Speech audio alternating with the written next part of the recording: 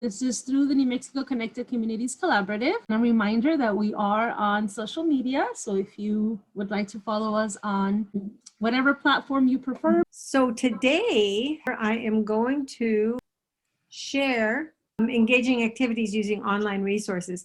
And you know, everything about this presentation is true, whether you're teaching hybrid, fully face-to-face, fully online. The idea here is that there are millions, you know, perhaps billions of educational resources online available to you. And the bottom line is, if there's something that you want instructional materials on, you Google it and you will find amazing content available to you as a teacher. For this presentation, I basically Googled a whole bunch of different, content topics, and just to show you some of what's available out there. I just want you to know that, you know, I'm an old girl, and when I first started teaching, there was no such, well, and when the whole time that I taught K-12, there was no such thing as the internet. And oh boy, do I wish I was teaching again. In fact, when I retire, I might go back to K-12 teaching because there's so much fun material out there. So the goal of this workshop is for you to be able to find online resources that support you and your students. What I'd like for you to be able to do then is find those resources for yourself so that you can support your work to make your life easier, and you can support your students as well by sending them to some really cool resources. This isn't really a workshop because we're not going to take much time for you to have your hands on, but I'm sending you the PowerPoint that's going to have sort of a multitude of resources for you. The big deal is that most of them are free, or many of them are free. And so these are called OERs, or Open Educational Resources. And they're freely accessible to you. They're openly licensed so that you can use them a bunch of different ways. It's media, it's other digital assets that are useful for teaching and learning. That's the definition of OERs. And here's what you can do with them. These 5 capabilities. You can retain them. That is to say, you can pick up an OER and put it on your computer and it becomes yours so that you've got your own copy. You can reuse an OER so that you can change it up and make it, you know, it might be a math OER that you find useful in a language course. So you can reuse them and repurpose them. You can revise them. It's okay, it's free. You can, you know, you think, oh, I can't, somebody else did this, I can't change it. Yes, you can. If it's an OER, you can adapt, you can modify, you can improve, you can repurpose, you can remix, you can take one thing and combine it with another and, you know, mix them up and make them work together, and you can redistribute. Of course, you can't sell, right? You can't sell. And so if you're doing Teachers Pay Teachers, for instance, you can't distribute them there and sell them, any aspect of them. But otherwise, guess what? You can have a ball using these OERs. So they might be presentation slides. There are tons and tons of presentation slides out there for you to use that you can modify to your own purposes. Podcasts, syllabi even. Images, lesson plans, lecture videos, maps, worksheets, graphs, textbooks, etc. Just, you know, sort of whatever you need, it's out there, and so you can find it. Now, one thing that is that my field is educational technology, and we have an enormous collection of ed tech books. So if you're wondering, if you have questions about how to use ed tech, if you want resources that will support you in your teaching from an educational technology perspective, what I do for my textbooks, and these are free, so our students now, when they take classes from me anyway, they have a textbook that is absolutely free, and these enormous collection of ed tech books are at edtechbooks.org. And this is a textbook I use, K-12 Educational Technology Handbook in one class. This is another one. I don't use this one, although I love it. Teaching with Digital Tools and Apps. It's a wonderful, wonderful book. Yeah, so we just have a whole bunch to choose from for you. So help yourself, because guess what? They're free. Then there is the OER Commons, is a useful website. And again, I'm sending you this PowerPoint that has a number of URLs in it for you to find different great material. So I just thought, you know what? I'm going to see what they have. So I typed in a bunch of different things, and I don't care what I typed in. I got a lot of resources. So I typed in water. And then I thought, let's go from a physical science perspective. And then I thought, high school level.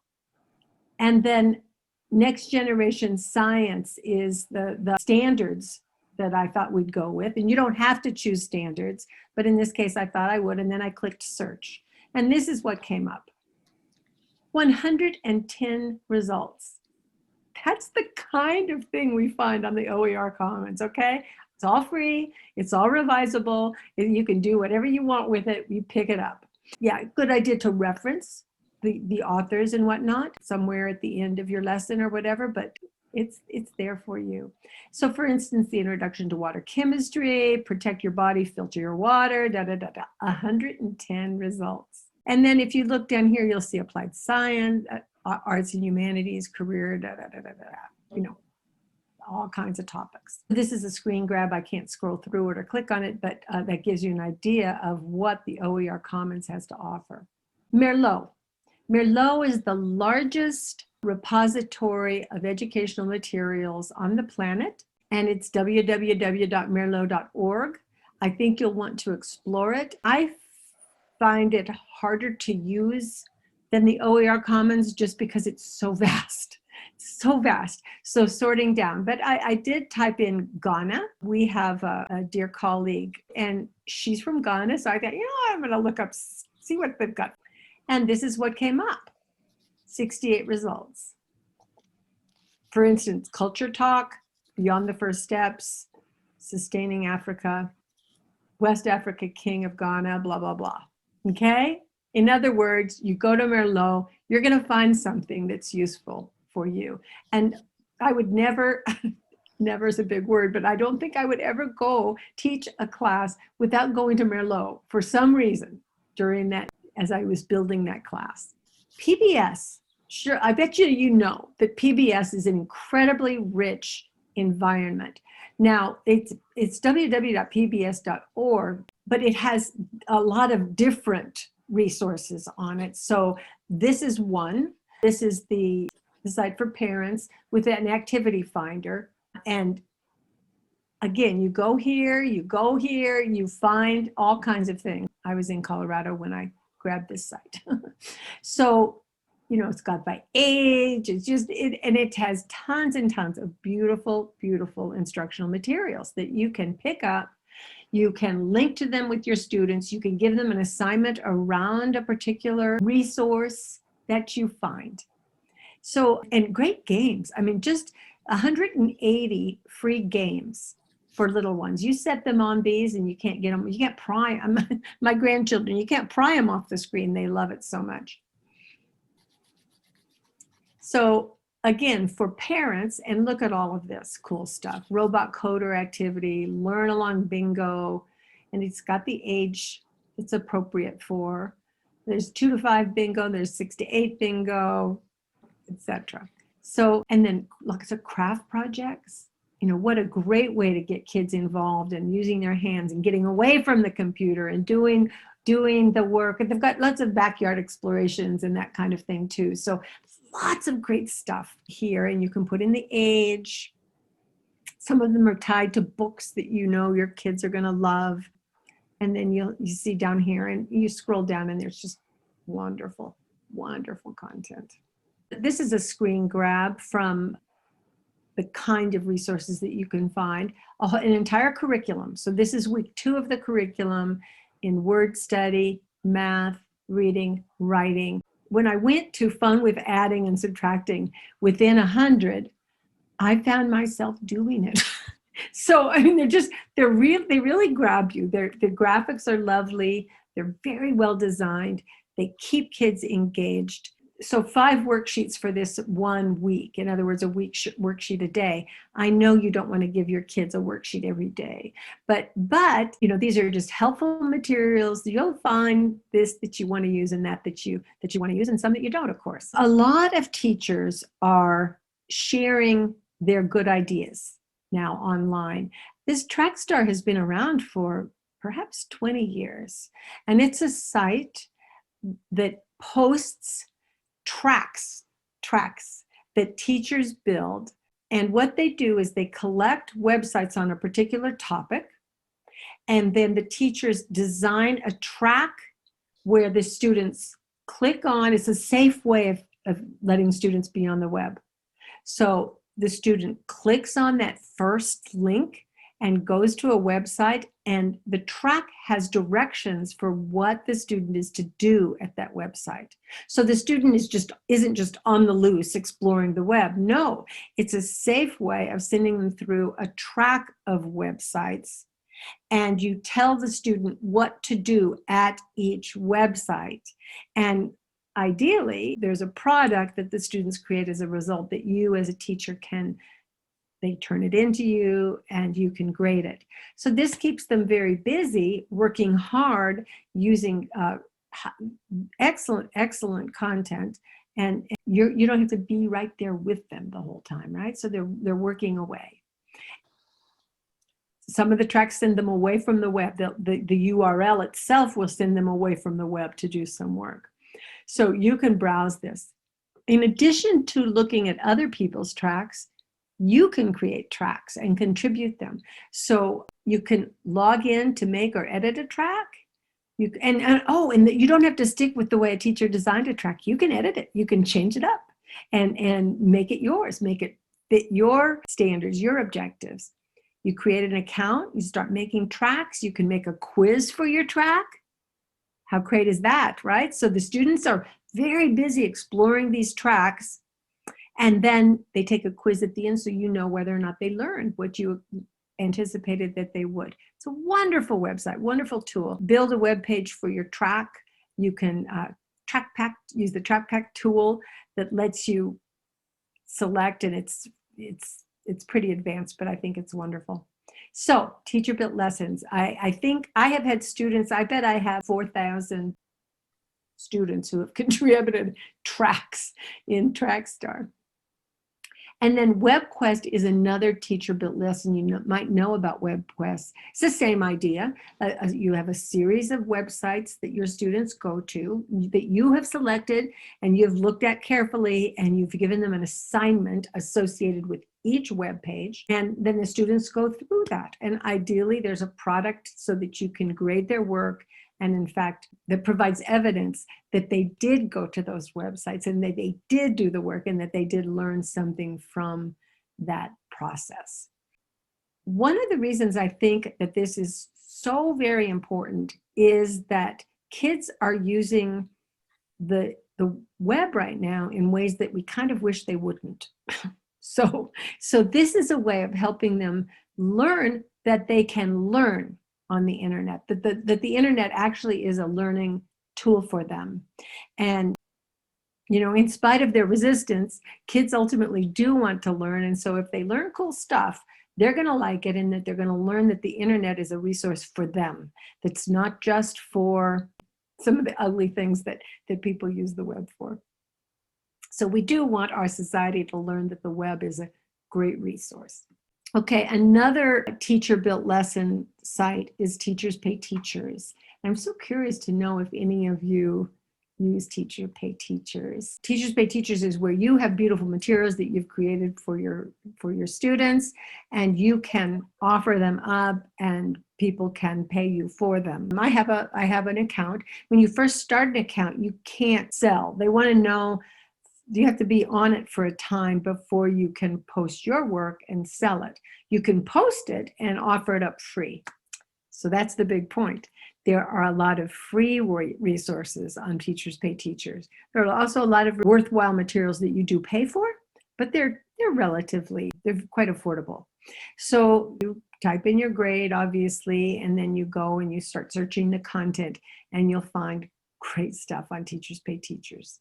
These are folks who know what they're doing because they're teachers. They're the heroes of our decade. Okay, so youth participatory politics is a side. I just have to say this because I have the thought that in many ways this COVID experiment has been a rough go, but one of the silver linings is that, and we're always looking for silver linings, is that we have all become more familiar with how to use the web for learning and with how to teach our students to use the web responsibly and to be positive digital citizens. So I think that given our times and given history, we probably as educators need to be working a little bit more on helping students understand civics and politics and government. And so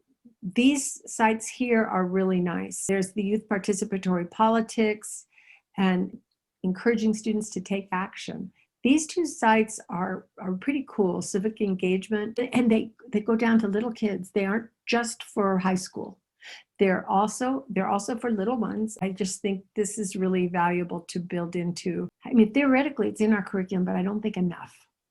I don't know if you agree, but I think we could do a lot better. And I believe that as an educator, I personally am partly responsible for the pain of what's been happening here lately.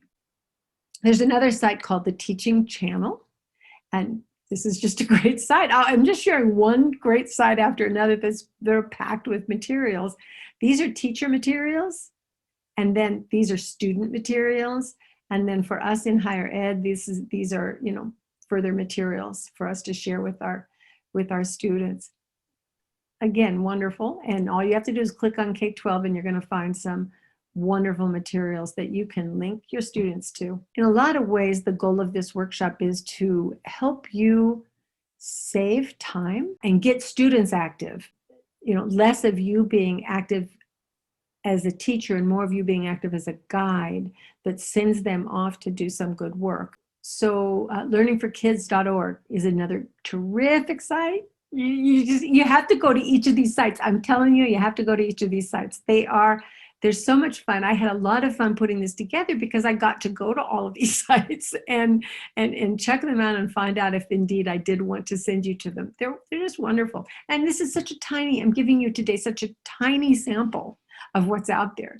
But I guess I'm giving you my favorites. Gamification, kids learn so much by gaming. And of course, you probably know about Math Snacks that was developed at MSU. It's wonderful. It's very powerful. I went to a national conference a couple years ago, and there was a presentation, not out of here, a presentation on how that teacher used Math Snacks in their classroom. So that's a powerful tool that you should definitely adopt if you haven't already. It's local. So if you go to teachervision.com, lesson planning game, look at what's here. Addition, subtraction, multiplication, division, decimals and fractions, but just endless things that you can give your students. And you can make your own puzzles, which is something I do in higher ed. I make puzzles for my classes. When I have vocabulary that I want my students to get a hold of, I give them the definitions and the words, and then their test is to fill out a crossword puzzle, given a definition, what's the term, and they have to fill it into the crossword puzzle. So, and that it's very easy to build such a thing. The tool asks for the definition, asks for the term, that's all, and then it builds it. So it's really nice. Word searches, which I think are useful for little ones, not so much for older kids. Bingo, word scrabble, matching worksheets. You print them out and there they are. So it's really cool. Now, I'm not going to go to social media sites, but what I wanted to do was give you a whole bunch of tools for learning how to use social media in classrooms. And we all have mixed feelings about that. We all have mixed feelings, I'm sure, about social media and about sending students out on it. What I know for sure is that they're on it. And so how much surveillance we can give kids, is kind of a big question. And let's help them learn how to use social media in positive ways. They need to learn the netiquette of social media, of how to be kind in social media, realize that there are real, true people seeing messages, how to use social media in positive ways. I'm giving you these links. Each of these topics in blue are links to social media, 3 ways to use social media in K-12 classrooms, pros and cons, et cetera, et cetera, et cetera. So I think this is a very content-rich page, and I'm sorry there's so much text on it, but it's got a bunch of links that you'll have when you pick up this PowerPoint. There's just a couple of comments on the chat about using the teachers pay teachers. Oh, good. And there are some that are. Yes, there was a couple of them that are. Oh, good, good. Yeah, it's such a wonderful site. I really love it. Okay, now how's this for a blast? Literally millions of online resources, and most are free. And you can obviously say no to anything that isn't, but get in there and dig like crazy. So in my previous position, which was at Texas A&M Corpus Christi, I was the director of distance learning, and I developed a website that is a repository of repositories. No, and it's kind of like what this PowerPoint presentation is, just a whole bunch of repositories, so that, and this was for higher ed, so that faculty could link to some of these resources. So this repository is actually pretty rich, and it does link to Merlot. It links to lots of other repositories that have lots of material across age groups. And I suspect you know about Khan Academy. What a great resource. His story is so fascinating. He had a niece in, I believe, Louisiana, and he was up at Harvard, I think. And she said, I'm failing math. I think maybe she was in 4th or 5th grade, and she was failing math. And he knew her to be a very bright young girl, his niece, one of his favorite people in the world. And he said, this isn't going to happen. I'm going to take care of her, and she's going to pass math. So he started developing online tutorials, video tutorials for her, and she got an A in math. And so he found those tutorials to be very effective and started designing tutorials for other content. And then he started hiring people to design tutorials for other content. And now it's just a massive, massive collection of highly effective instruction. They're videos, so how much you want your kids just listening to a video and watching. You'll have to preview them before you adopt them. You know what? This is one of my daughter's favorites. So she teaches, she's homeschooling right now because of COVID, and she found this site, Mystery Science, and she just loves it. She just loves it. Now it's a .com, so what's on it isn't necessarily going to be free. Some of it is free, but she loves this site. Useful, useful, useful. I put this site here, the Aquarium of the Pacific site here, because just to make the point, it's another site that she loves, that museums typically have very cool educational sites. The content of the museum is, they digitize it and they create lessons around that content. And in this case, kids can join up in small groups and do activities together even. Kids can comment, they can even ask questions of a specialist and whatnot. So it's a lot of these museum sites are great. Of course, Smithsonian, Smithsonian is the master of positive education. So think about the Smithsonian. And then National Science Foundation. For how many years? Well, since the dawn of the internet, people have been required to post what they develop for NSF from an educational perspective. And so NSF has this site that's just packed with, I have some materials on the NSF that funded projects that, you post what you develop and up it goes. So yeah, nsf.gov is a terrific resource for, if you teach science, go there. And it's K-12, it's not just college, NSF is really into funding education. And then LocGov, teachers, classroom materials, lessons, entire lessons that are spelled out for you step by step. It's just classroom materials. It's a fantastic site. The thoughtcompany.com, again, it's a .com, but what is it, the thematic unit? I put this here to say that, I didn't pay for Thought Company when I went to it. I got materials about thematic units, and I link this URL in my course that I teach fully online to teachers in preparation so that they can understand the concept of the thematic unit. Well, the point of my posting this then is to let you know that if you want to know something about education, if you want to do a little continuing education, you can go online and almost any topic you want to put in, you can get materials that will teach you that particular educational concept. So I'm promoting Google searching. That's where I search because that's where I always get the best stuff. Google's really good at it. And then another site, oh, my husband found this one, maestroclassics.com. Oh my gosh, entire curriculum guides that the foundation of the curriculum is music. And then there's always literature associated with these units. And these are beautiful units that are introduced through music. It's a fantastically wonderful site. So when you find an OER, what is very important is that you frame it. You frame your OER. You don't just, say, hey, go to this and do this. You frame it by telling students what their objectives are with this particular OER.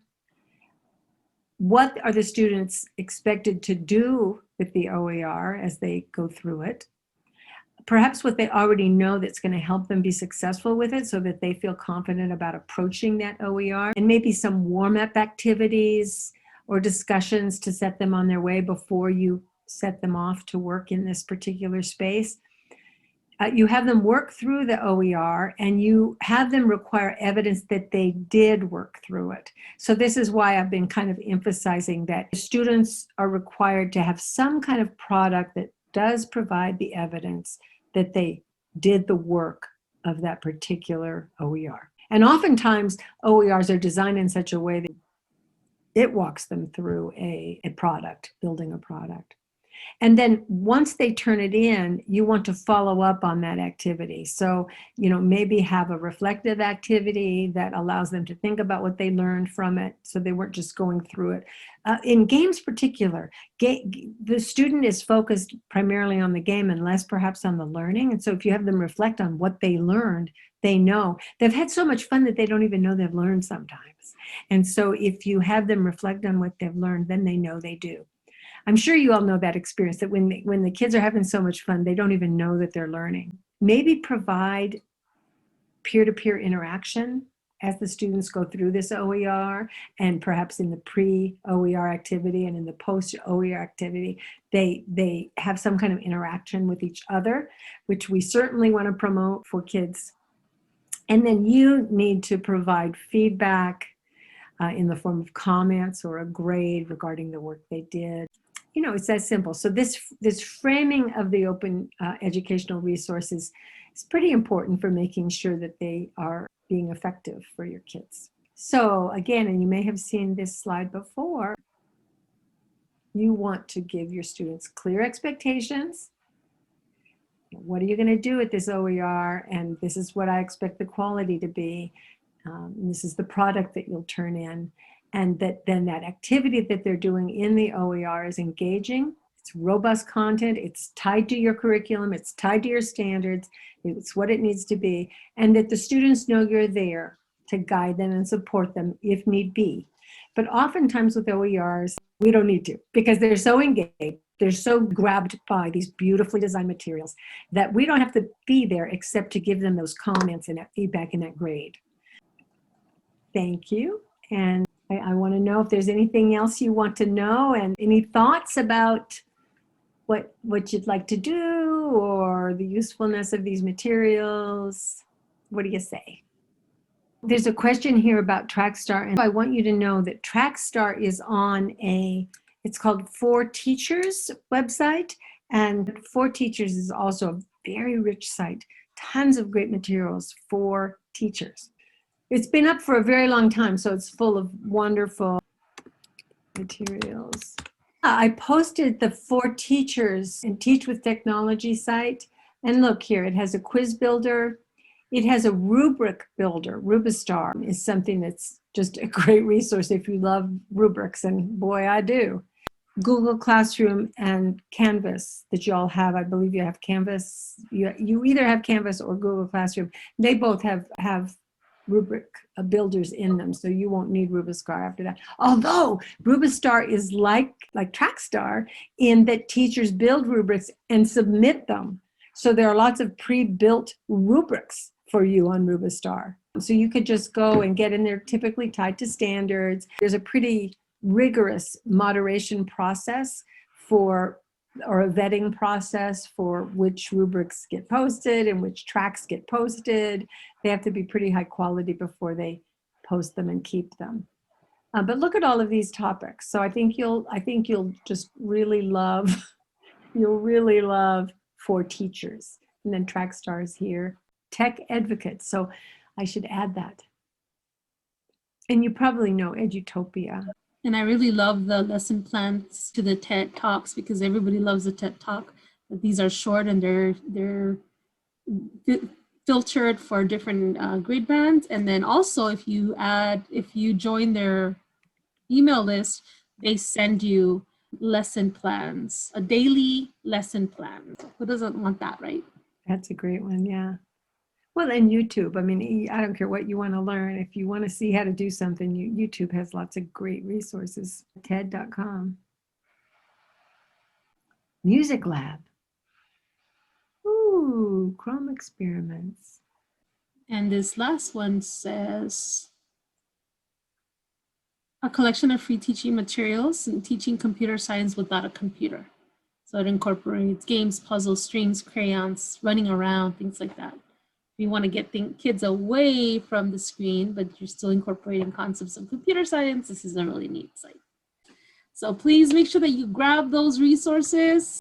Dr. Cifuentes has been just such a key component to helping us think about all the resources that are available. So they're going to be added to the NMC3 website, which is part of the STEM Outreach website. And please know that that website is that web page is a brand new web page. So it's under construction, but there is a component there that has a form where you can recommend resources to us. So if you come across a resource, a website that has been really helpful, students have really enjoyed, please share that with us, and so that we're able to share it with the education community. I do hope these websites are helpful for you and that they just kind of make you happy. That's the goal here. Make you happy so that you can help your students. Thank you, everybody. It's going to be interesting to see the way that this all unfolds as people start getting back to school.